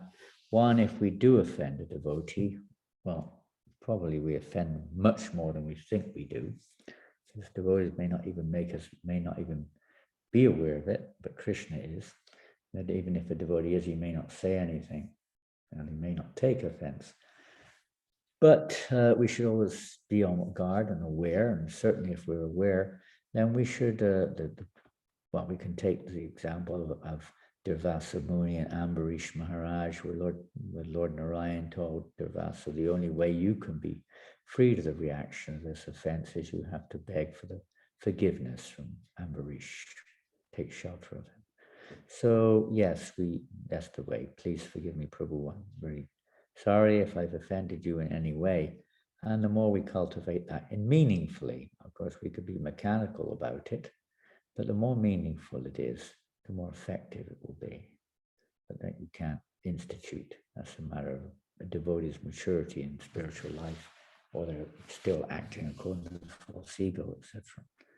When there's genuine feeling of repentance, genuine feeling of repentance, it's called Anuttapa. This purifies the heart, cleanses the heart of the tendency of taking offenses. When we recognize it, don't try to cover it over, don't try to justify. Don't get angry if the other person doesn't reciprocate the way you wanted them to. All these are tests to help us to advance in spiritual life, so we become humble and tolerant, respectful to others, and not expecting respect ourselves. Lord Chaitanya's key verse in the Shastra is very important in this regards. And as far as becoming over familiar, this is very, very common situation, and it's naturally going to be there to some extent. But Krishna will, out of his kindness, one directly or indirectly, we will get some, what we say, warning. Maybe literally speaking, is we all get in life, we get warnings sometimes when we're going too far one way. So somebody will, Prabhu, you're getting a little familiar, or maybe generally the person you're getting familiar with may or may not point it out, but others, if we're lucky, will point it out, or we get that realization in our hearts. And we can ask if it's the senior Vaishnava, please, Prabhu, could you kindly, or Mata, can you please guide me? I feel I'm getting too familiar. What can, it can be a personal thing too. And what to say? I mean, sometimes in relationships, familiarity is, Prabhupada was also, with many of his senior devotees, sometimes very intimate, almost like family membership. Like sometimes he even asked devotees, what do you think? What is your advice? And so on and so forth. So there's an element of that. We just got to be careful. It doesn't go overboard and we start getting a little proud. When you see pride coming in, and we're thinking, I'm associating with so-and-so, we think ourselves a little bit better or whatever, that's dangerous. That's dangerous.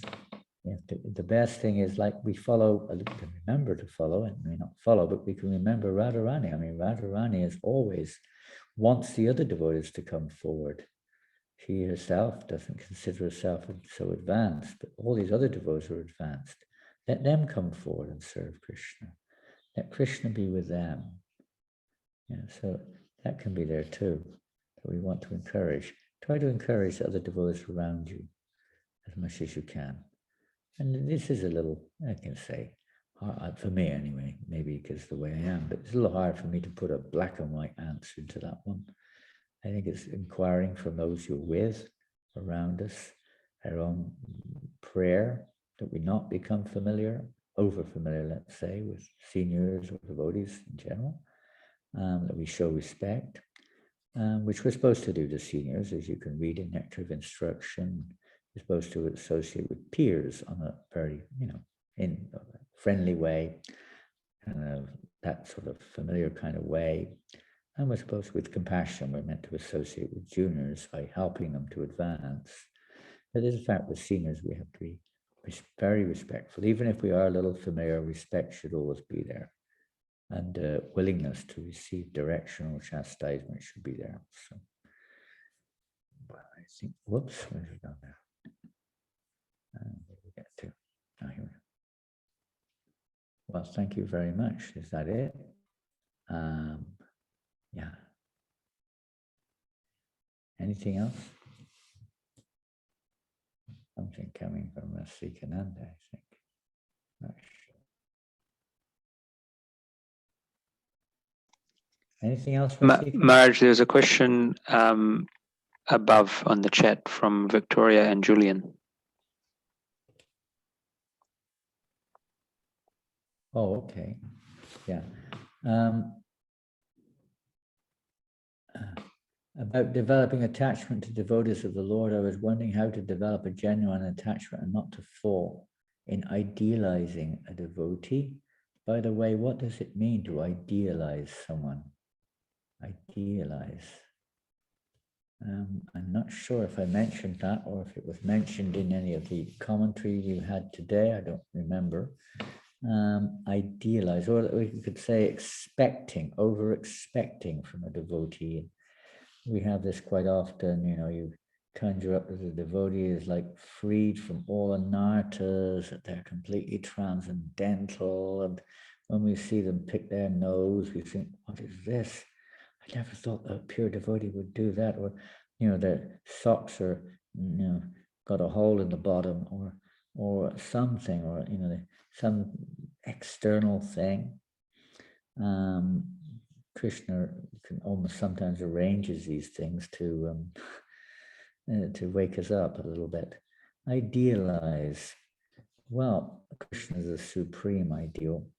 He's a supreme, but even there, people have a hard time. What is this? Krishna with so many girlfriends, so many boyfriends. He's a thief. He's a this. He's a that. And so many things people may criticize. Even God, what to speak of ordinary living entities. And then they don't see any idealism at all. We have to have some ideals. Let me go back to the question again. Developing attachment. Yeah, I was wondering. Well, we develop attachment by serving. It's not that we're looking at ourselves. Now, the way that we do this is we look at ourselves and not necessarily judge others. They say, judge not others, lest you yourself should be judged. Bhaktisiddhanta Maharaj many times would emphasize this point. When we see faults, if we do see faults in others, it's meant to be that we look in our own hearts, because there's definitely a reason for that. Krishna arranged or allows that there's something in our own hearts that has to be dealt with. If we're seeing faults in other devotees, that it means to say there's something in our own hearts which we need to look at and to try to remedy. So it's a good thing in a sense, if we take it in the right way, not to blame the other, not to, oh, okay, I'm going to give them up now, I didn't realize this or that. It's try to learn. And idealized devotees don't put such high expectations necessarily. Although naturally we hope for that type of thing. We've heard about that this morning, of the great qualities of a Vaishnava, 26 qualities, etc. But don't forget, we are looking through imperfect eyes, and we tend to see dirt. It's often the tendency. We're looking through imperfect vision, and we often see dirt. We're not pure in our hearts. The whole point is to purify our hearts and to see that that is our business, not necessarily just to, judge everything around us. We have to have some judgment, common sense, obviously, at every stage, but we may not be elevated enough. Even the lovely example is there of Mukunda, Gadadhar Pandit, and what's his name? Vrishabhanu in Krishna Chaitanya Lila. What was his name? I've forgotten. Anyway, the Pundarik Vijayanidhi, beautiful example. How even Gadadhar Pandit misjudged. He thought, I'm going to see a pure devotee, an elevated devotee, and he saw there's Pundarik Vijayanidhi. He looked like a great materialist, dressed in opulence with all kinds of opulent things around him. He couldn't understand it. And from an external point of view, he didn't look like a great devotee. He was, in one sense, purposely like this to cover his pure position as a pure devotee. That was another role he had. But Gadadhar Pandit was bewildered until Mukunda released him of his bewilderment. And then he could realize the test is there, unflinching, as we see in the Bhagavad Gita also, even though there may be faults. Faults are always there, if you want to call them faults. But if the unflinching devotion to Krishna, unwavering, no matter what happens, they're still carrying on with their devotional service, even if there are sometimes causes of, you could say, I'm trying to think of my memory getting tired. But Krishna says in the Bhagavad Gita, even still considered sadhu, still considered saintly, because of their unflinching devotion, even though there may be some causes of questioning. So try to see the devotional spirit, try to see the real quality of dedication and devotion, and not all the little tiny things which may not be quite correct. Of course, if there's a gross error and you see them eating meat or drinking liquor or preaching Mayavad philosophy, that's something else. But so many little things will definitely be short. We can't expect that the most important thing is dedication to the mission of the spiritual master and their unflinching devotion to Krishna. I take that as the pivotal point.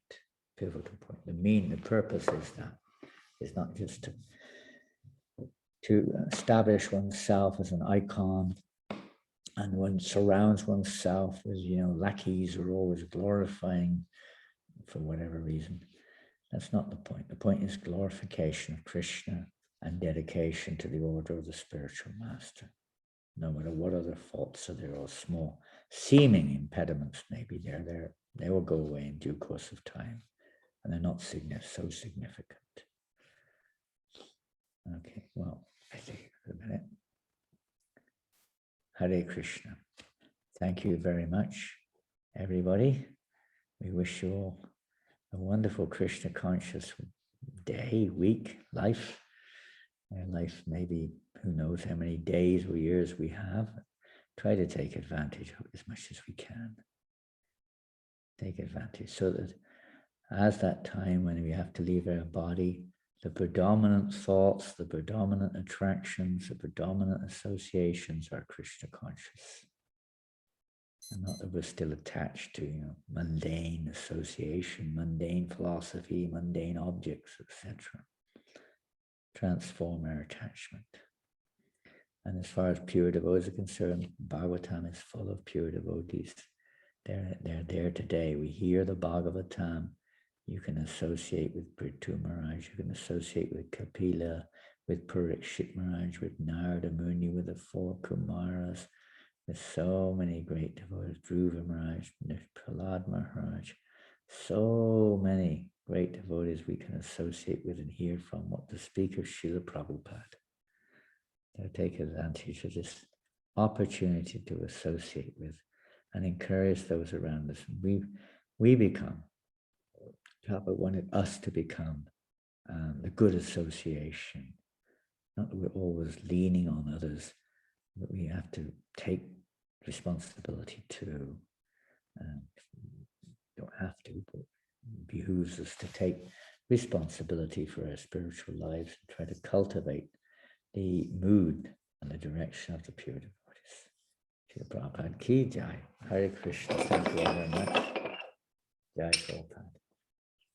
Hare Krishna. Hare Krishna. Hare Krishna. Krishna Krishna. Hare Hare. Hare Rama. Hare Rama. Rama Hare Hare, Hare Krishna, Hare Krishna, Krishna Krishna, Hare Hare, Hare Rama, Hare Rama, Rama Rama, Hare Hare, Hare Krishna, Hare Krishna, Krishna Krishna, Hare Hare, Hare Rama, Hare Rama, Rama Rama, Hare Hare.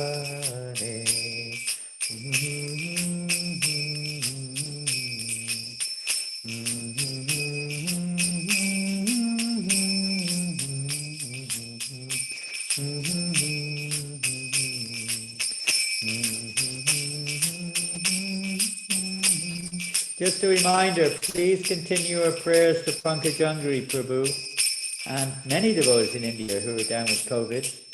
At least 2 have passed away this week in India, amongst our devotees in India from COVID, apparently.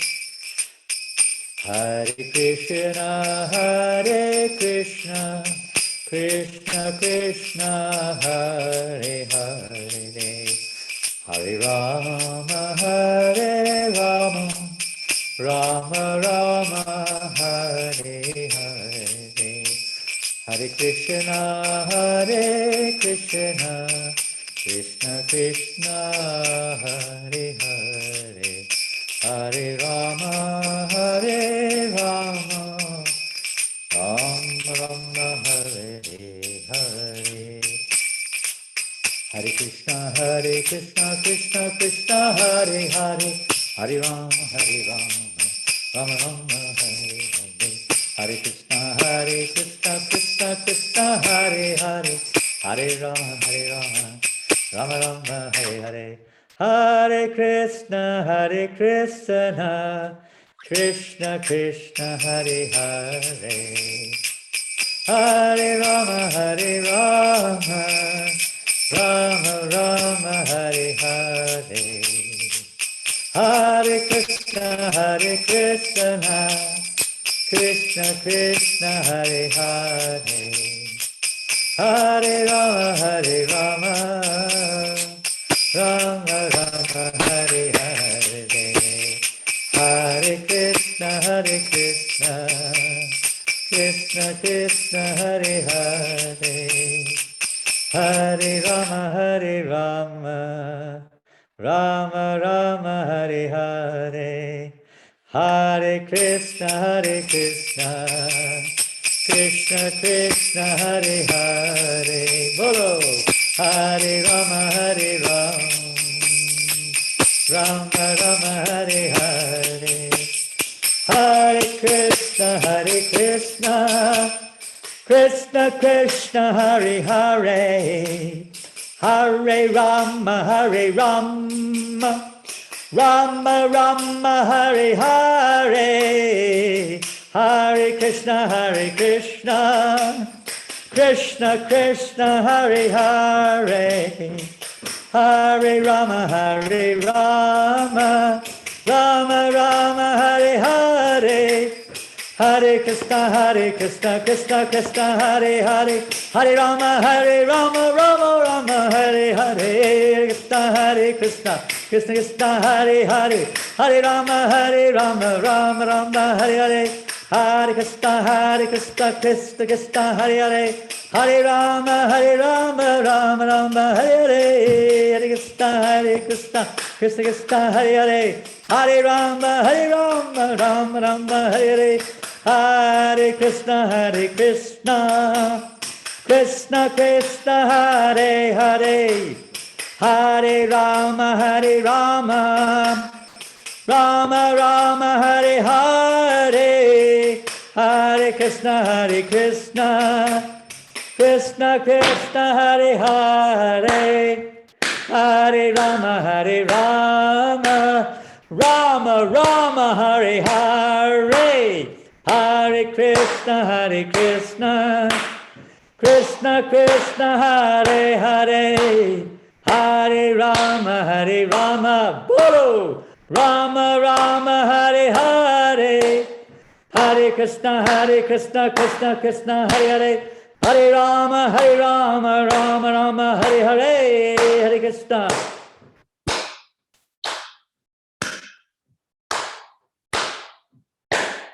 Hare Krishna Krishna Krishna Hare Hare, Hare Rama Rama Rama Hare Hare, Bolo, Hare Krishna Krishna Krishna Hare Hare, Hare Krishna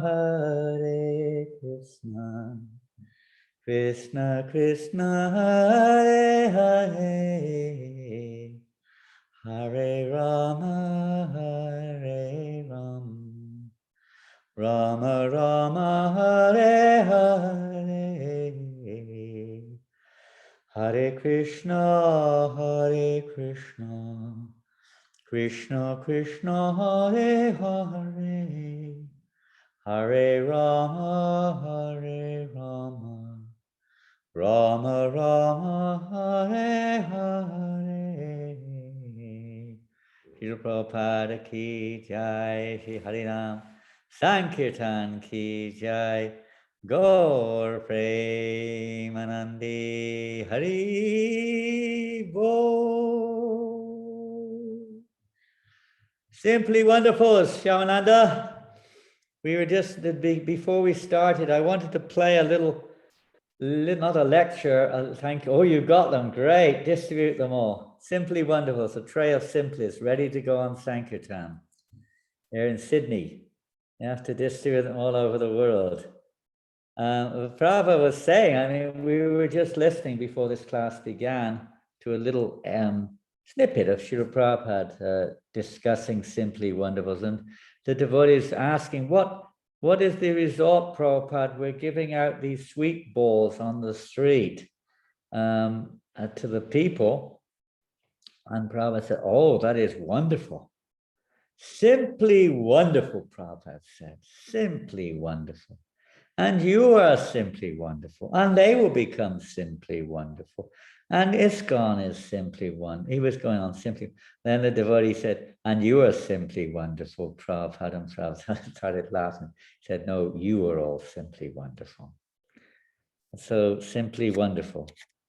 That's simple. Simple. Be not really be stupid, but keep life simple. Try as simple as we can. Try not to be too complicated. Naturally, because of our condition, we tend to be a little complex, and we're surrounded by a complicated world. But as much as possible, keep it simple.